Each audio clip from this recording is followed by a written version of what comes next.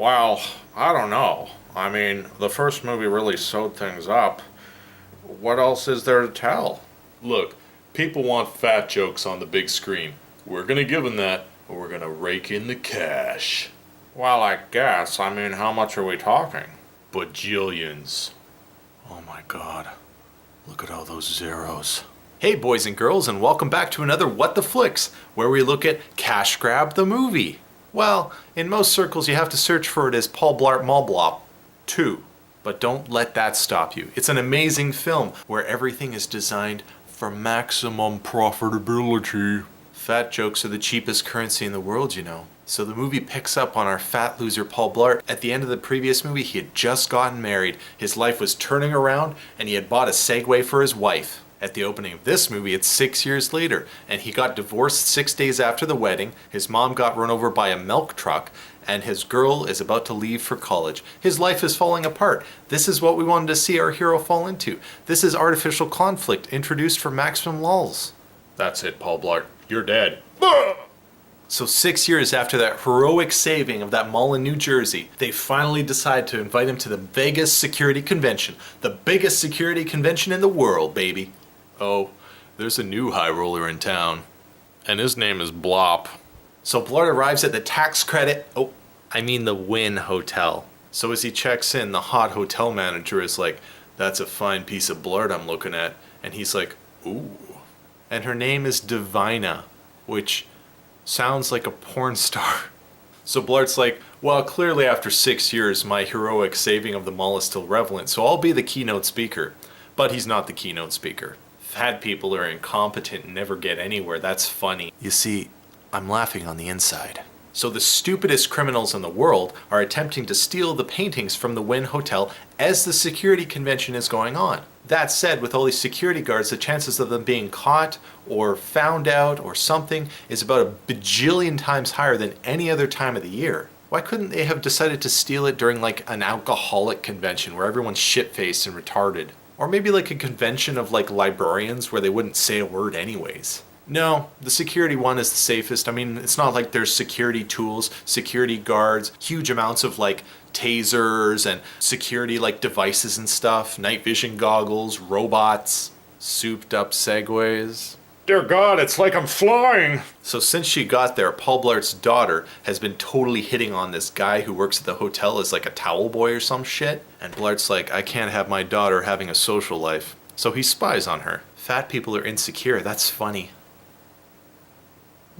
So Blart's daughter tells Blart to fuck off. And she says she's going to a university on the other side of the country because Blart's a controlling asshole. So Blart's kind of in a bad mood, so he fucks around with a bunch of like security guard shit. And there's like a 15-minute sort of montage without music where he's like, "Ah, that's a cool taser. Ah, that's a cool paintball gun. That's a cool Segway thing." No plot advancement, baby. That's how you do it! So Blart goes to a bar to not drink booze because he's hypoglycemic, and he finds the keynote speaker getting shit-faced. He tries to help him, but the keynote speaker falls down on his ass. He's passed out, so they need a new keynote speaker. And that keynote speaker is Blart. So as Blart's talking and doing his keynote speech, the criminals put their plan into play. And some fucking way, of all the hundreds of rooms in the Wynn Hotel, Blart's daughter just kind of fucking ambles into their criminal room. The towel boy took her to a room that was right beside where the criminals were hatching all their plan. They had like a shared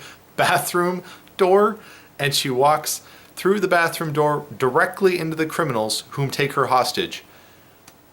"I will wave my magic wand and make you a MacGuffin of conflict." So Hotness, the hotel manager, is watching Blart do his speech, and she's so turned on by this man talking about security and being a hero and stuff. And all the security guards are like, "Blart, you're amazing." But then Blart figures out that his daughter is kidnapped, so he's got to go beat the shit out of all the thugs using fat jokes and fat joke techniques. So as she's captured, Blart's daughter uses her brain instead of her bulk and figures out that the big bad is allergic to oatmeal. She gets some oatmeal infused face cream and she rubs it on the big bad, making him very allergic. Allergic reactions are so funny. Well, actually, I put that in there Because fat jokes make money. But allergy jokes are worth a mint. So in a huge pointless action set piece, Blart leads a lot of the funny security guards that look like complete misfits in a fight without guns against all of the thugs, and they win. Don't sweat it. There's no plot advancement. You can just fast forward past this scene. You don't even miss anything. So the day is won and the big bad is defeated, and Paul Blart tells that hot chick that she should fuck off. Go fuck that other guy, he says. And she's completely demeaned as a person. Her feelings completely invalidated. God damn it, I love invalidating women's feelings. So sweet.